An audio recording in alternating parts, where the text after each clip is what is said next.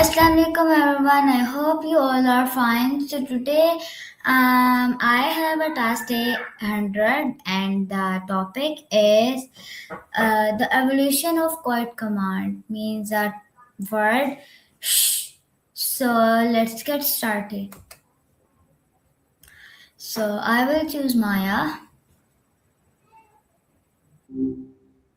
Hi, what's going on? Hi Maya, how are you? I see what you did there. How's everything going with you? It's great. Okay, so I have a today I have to talk with you for like 10 minutes, and the topic is um a day 100. Shh, the evolution of quiet command. Wait, Coid Command? Not familiar with that one. Like Are if you talking about a everyone, specific type? yes, if anyone says that be quiet, they instead of this they use shh. I'm still a little lost. You're saying people are swapping out certain Like phrases this for others? is, yes, instead of using be quiet, they just say, like, I will tell you a letter spelling shhh. Heck yeah, you're talking about shh, as in telling someone to be quiet? Yes. Okay, Got it. So so we're diving into the familiars. What's the first thing you want to explore about it? okay, now I have a question with you, and you have to answer me. Okay. I'm ready. Go ahead. Okay, so wait a sec. What is the meaning of the evolution of quiet command? Wait, the abolition of code command? I'm still a bit confused. Are you using that phrase to describe the act of Evolution. telling someone The to evolution of quiet command.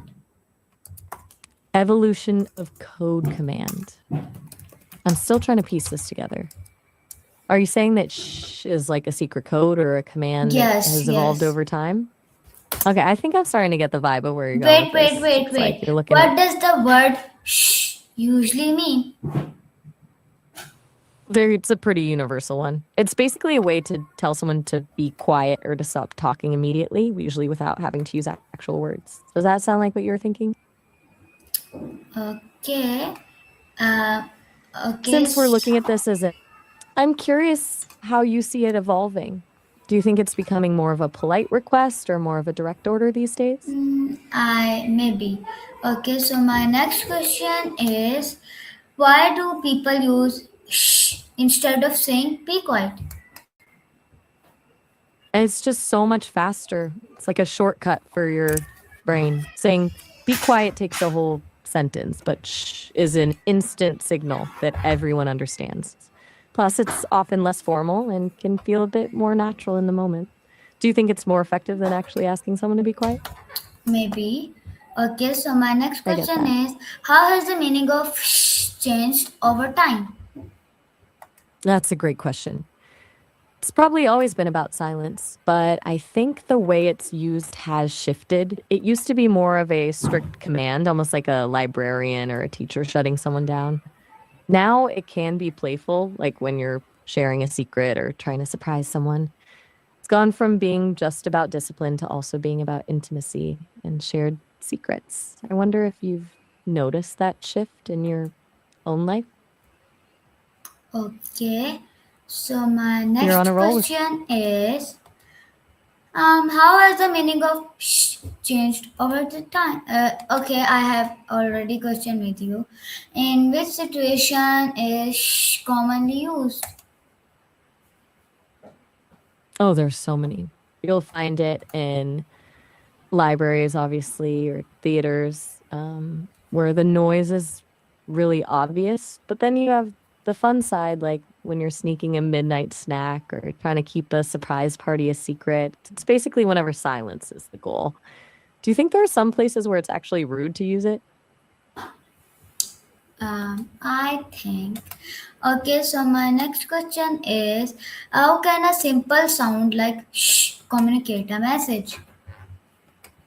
It's wild when you think about it, right? It's because it mimics the actual sound of air escaping or a whisper, so our brains just instinctively connect it to silence. It's like a sonic shortcut that bypasses the need for grammar or vocabulary. Does that make sense to you? Yes. Okay, so I'm my glad we're next question is um, why is the silence important in some places and situations? because silence is where the real stuff happens sometimes. In a hospital or a library, it's about respect and focus, but in a personal moment, like a first kiss or a heavy conversation, silence can actually say more than 1,000 words. Do you think people are too afraid of silence nowadays? I don't know. Okay, so my That's a next fair answer. question is can shh be considered a universal expression? Why or why not? You're asking if it's actually universal or if there are some places where it doesn't work. I suspect there are different sounds people make to get silence in other cultures, even if sh is the most famous one. Yes. Okay. It's fascinating how different cultures handle that. I've heard that in some places, um, people might use a different sound or even just a specific gesture, like a finger to the lips to get the point across. Have you ever seen someone use a different way to signal silence? I don't know. Okay, so my next question is how do body language and facial expressions force the meaning of shh? They totally do. The sound is just the trigger, but the face tells you the intent. If someone's smiling and doing a little shh, it's a secret. If they have a stern look and a furrowed brow, you've probably done something wrong.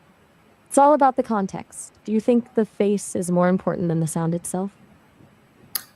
Maybe. Okay, so my next question Mm. is um, what are some polite alternatives to saying shh? If you want to keep things soft, you could try something like, do you mind if we keep it down a bit? Or maybe a simple, could we have a moment of silence, depending on the setting? It really depends on who you're talking to. Do you think people usually react better to a request than a command?